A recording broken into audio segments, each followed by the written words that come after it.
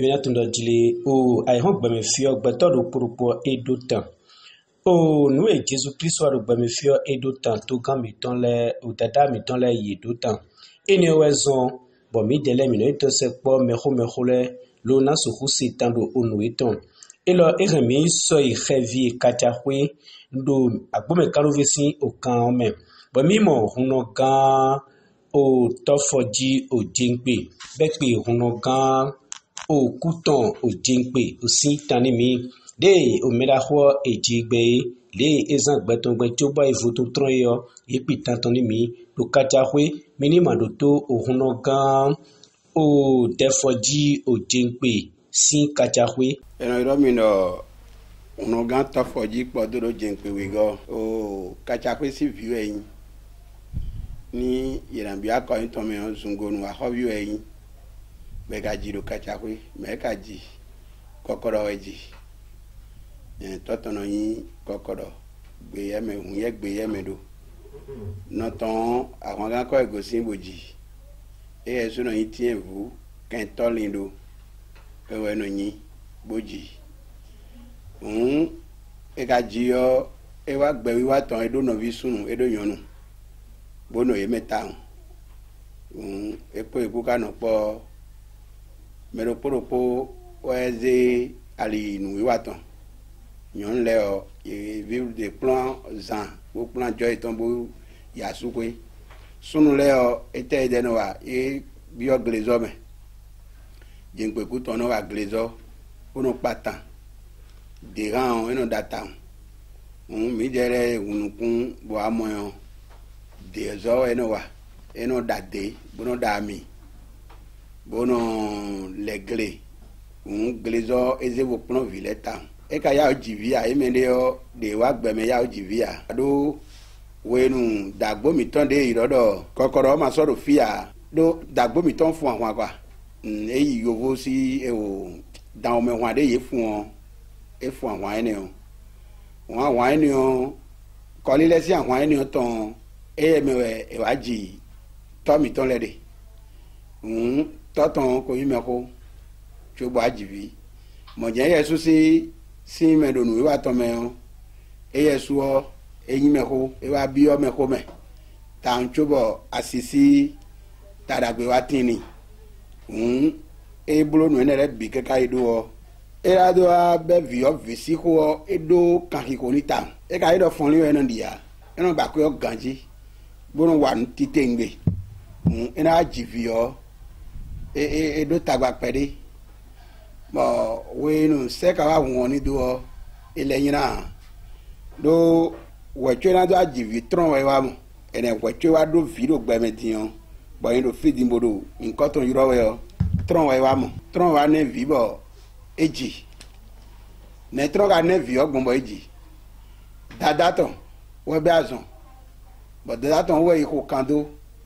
bo me yin ko toro kachahwe we ni onu ene yuro do achatin akoma jajo yin ewe no yin bo eye wado a viche do jengpe o de toto maso de a achatin ogon we no achatin ka yin fofoto nde to idon ko ye ma vile gbon sonu e me do poropo no megon we do that wada son jewe o fofoto wado a ebi na se do me do pogo no ai me ogon no asi di zoni le o de that yo ina gawo mi na le moezan we ni onu we akoma jajo yan wa se do àwọn ganko o e wa se do nyuno ton gan kwa me gon se do nyuno ton we do yin eyin be wa se do dan to gan bo do dan to ro mojo e fo mi ton do mi ni wa gan to ni jire fi de no mi nu dada mi ton si azon reji e do via na se yi fi o a e do re mi na yi be wa do ni wa yi sogan e wa jira le ni do ni wa yi sogan me le gan bon eyi so gan gon kesa nugbo bo mo mele bo do en le nugbo e cho kana yo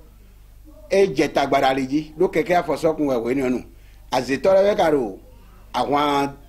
fún káyé we po dada ton po mo azetore we do go jande we nínú town bo yin te to mene a bo wa yi to e wa yi fi o keke gbre keke bla bo de o keke bo yi ku yo gbeje bo yi do ko go do ina yi to nu o ina yi to nu o nugbo azan sogbe bo yiwa jali bu na ito nu e fa go cho ye ito nu o fi fa tende go cho yiwa ito nu o yiwa ito nu wa mo cheji o e te do kanu we ni onu bi si ten we akwedo aten we do no kanu we ni onu cheji wa kanu bo amo nu ero jije we obi bo do nu ye di aze tore de asuton we zo ba zo wa gbon do de asuton to nu wa to eyin bo ete to asuton to ka so ken jo asiton re do bo ka so ken ye bo kokoro bo zeri do ni daji de kokoro de da zeri do ni da kokoro we ren koko wa ni leji ye ne garamblu gbanji ye edo ati edo wa je na wa le yan nu je na wa bo ina wa zoro tuton din wa pala dada ton e wa pala dada bo ze idon e wa suton ko yo e fi faten re wa jo ida ple ya ye do igudonu kon ye barajo yan nu donu ni ple ya do azitoru nu wa le ikura azon kon azon po don ye da lo do mi le de ni ma igbegbere o ye ni ma igbegbere keke ga yo ade wo azan wa so gbe wa ple ito nu nugbo to je zonu kon po iko bo ito nu bo yi be azon bo du atikeni bo jazo le wa do tuton ji po won azon ponte yo se ji ka do ye gan ko ni o me do de ni ye ma tite ko egbe de yo ni na no ko yo gbe jenwe bodo yin me o won asuton do ra igbe bo na do tron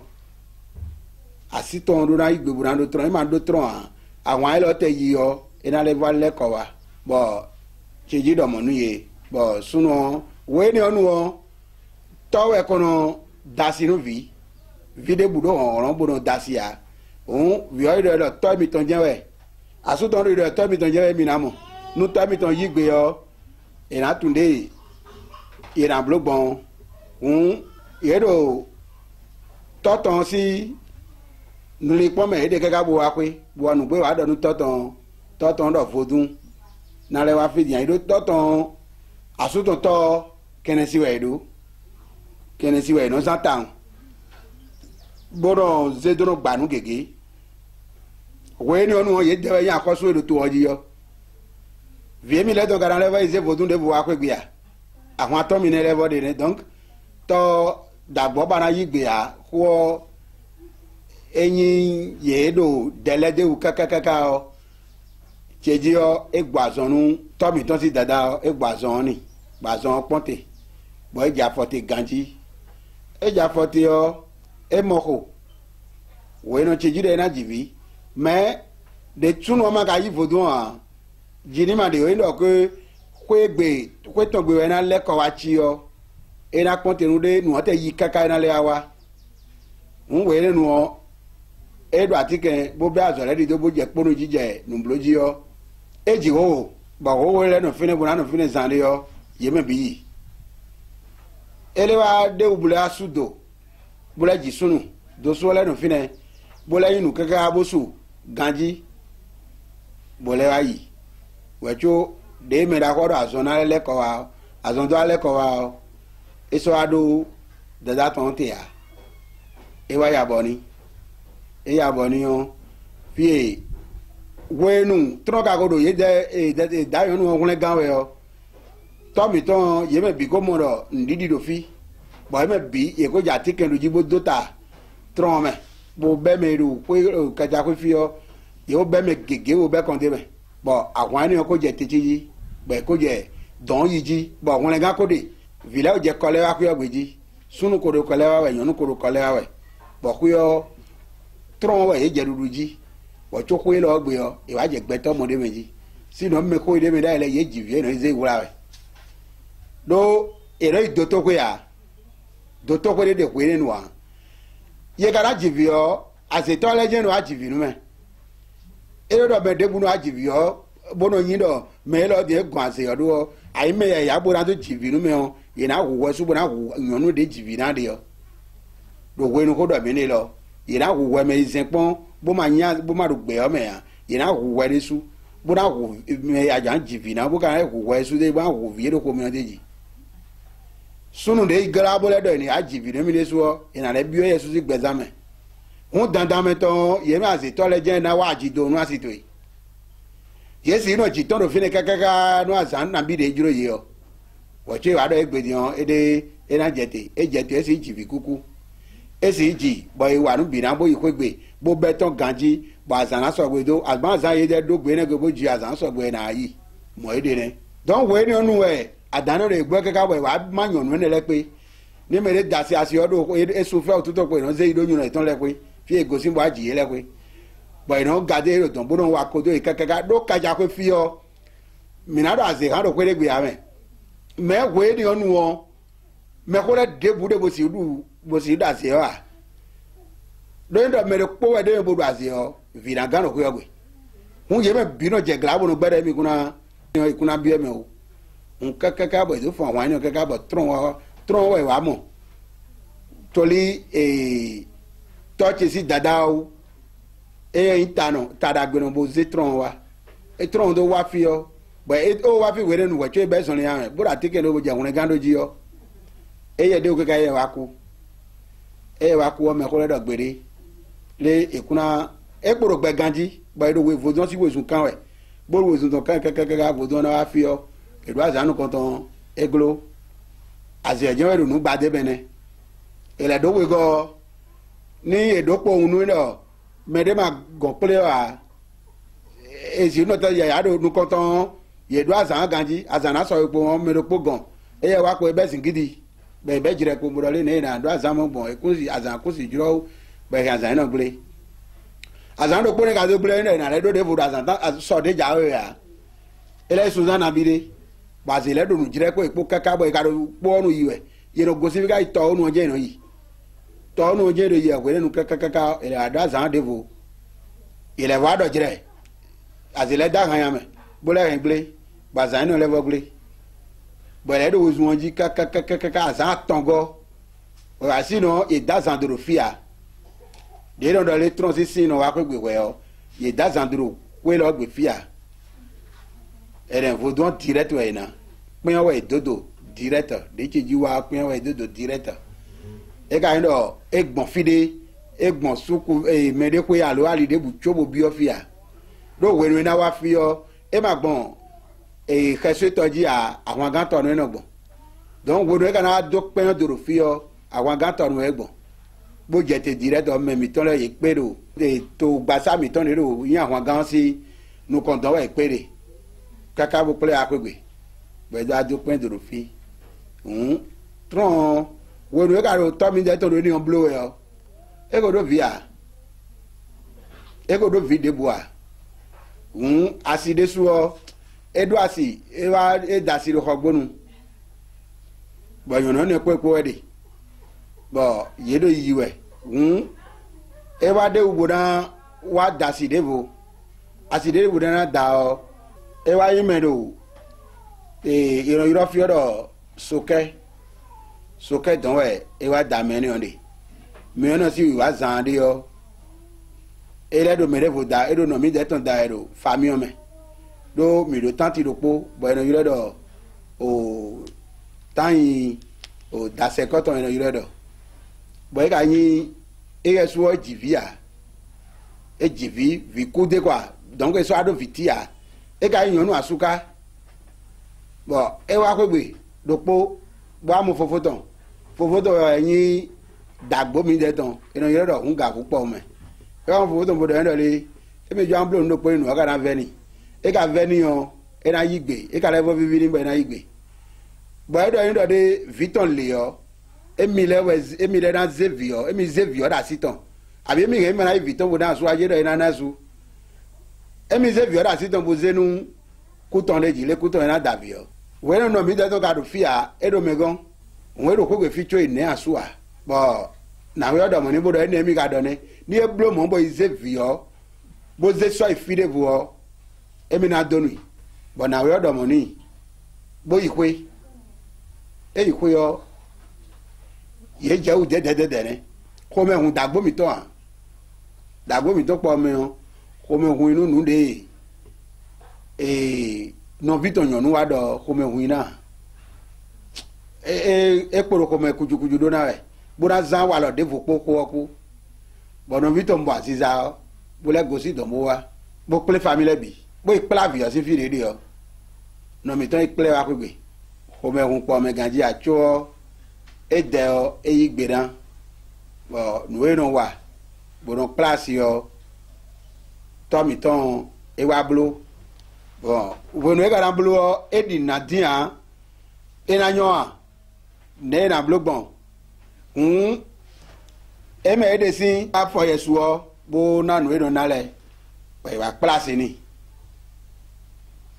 ni o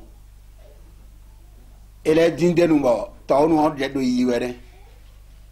we no place ni o nyono na le jivio ena le moko ele globi ele moko wa kaka ele moko wa kaka bule blokui nunu gboro ko awe no mi to indo egbesi aide kon yo bodoro di obi mo dasu odo e dasu de pon an bodo dasu do di obi mo bo ko to na lo asu we na gbe asu do no mi don ni blana to mi to gonu ko tene sama jivi sama mo e ba ko tene ko o me we chobo abe cheji wa donu to mi ton ponu je ido ko wo vi no teni bo cheji do ndo le donde etenu eli pon de aji be ra nugo de papa nu eli pon mi de o visi kote o e ku zonu mi de bu le ko me ku hu mi do fine de bu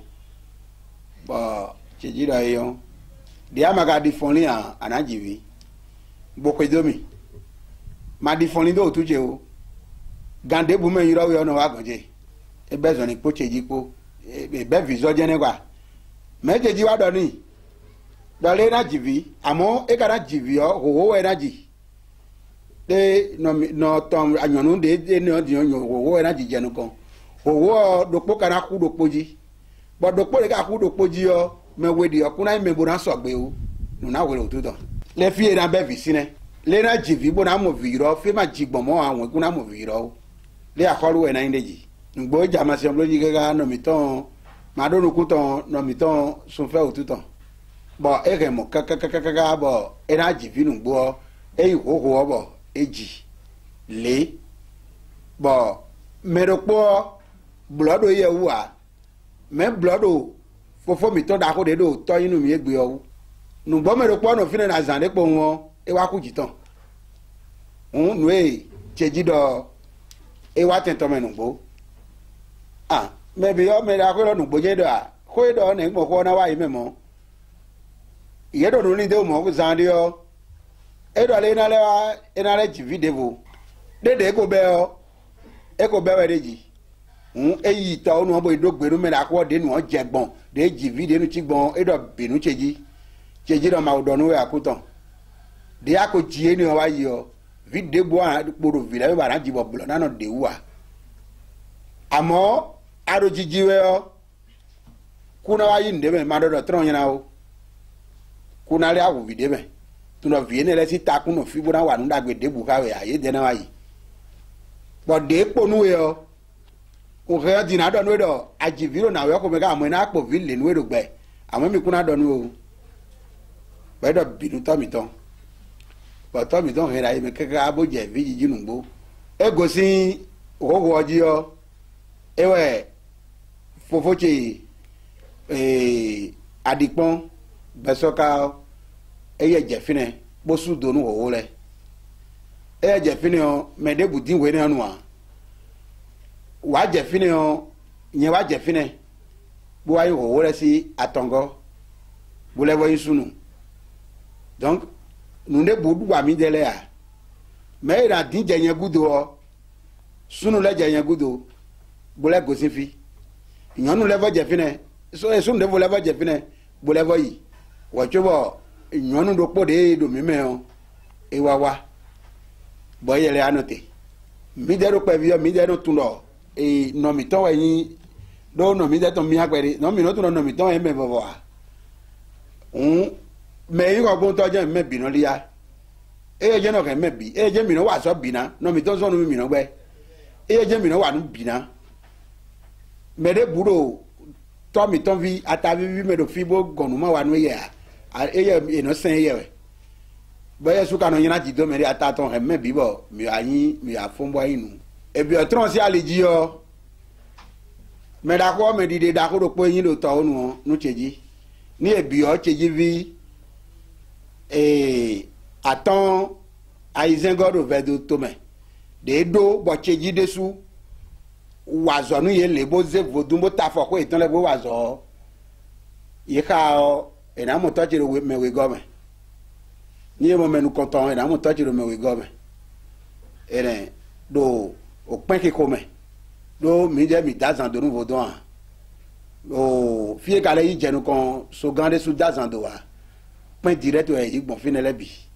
on fie pole me dazan do chuba ipe me do tron me on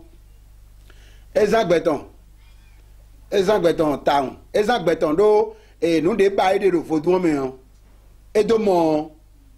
nu de po boyin vodun si dokun de ne le o to mi de do so ki anu ne le dia eso ki ana do elni ro gbeton bo na jivia ye no jivi ma jiton ye no pa han ton bo no jide ba ye so han sino we ga yin bo no ko nu we ne nu de ma jivia ye no pa han ton bo no jide we ye no do dani din do vi ma jisi aliji donc e ka do courage donc to mi de ton do ko dépasser cho ba jivi mi kale abi ohun versi apako yo ohun versi apako me de bu ni na do sin wuto do ke versi e kun gbanji fi bo na de ku ton je pepo awusi han ni na do sin wuto le do vodun hun verme vodun alo patewe china we a po vodun we a ta vodun we a fite vodun na no bokuto manifesto o me ko ka dan ni e bi ohun versi apako bo ka kaka ma ka ede me a e ko ka dan vodun lo nu lewe no du le no zagbon ajagozi won te rumbo wa na do vodun ni on de ro hen te no nu lepo we no du nu lepo e do no kiyo na ni na asitona jete yo lepo asitona jete gbon e la ti me binu e do ke viere etun e vodun zo amo to ke on to e cheji de suna ze vodun e we no ko hun e jo cheji si vodun no ton vodun cheji to na to le bona sogbo je pe si hun ma do nu a e no sogbo gbere a e na gbe bi e ti de me ra ko ya bo ni o Victoria jona blo sara ro ponu vodun bo ye ko de ni ye je de ko dun bo de ko vodun ko klo ejiri de a ye ko de o gbe ne gbe ga san ko klo yi de a ba me ko ro parun fine bo dole hun de ko do anu bo to e ton yi don sogbo le won ka wa yi ye do won de kaka ke bi won no gozi de ke bi ka limbo e do won ma wa vodun na yi ame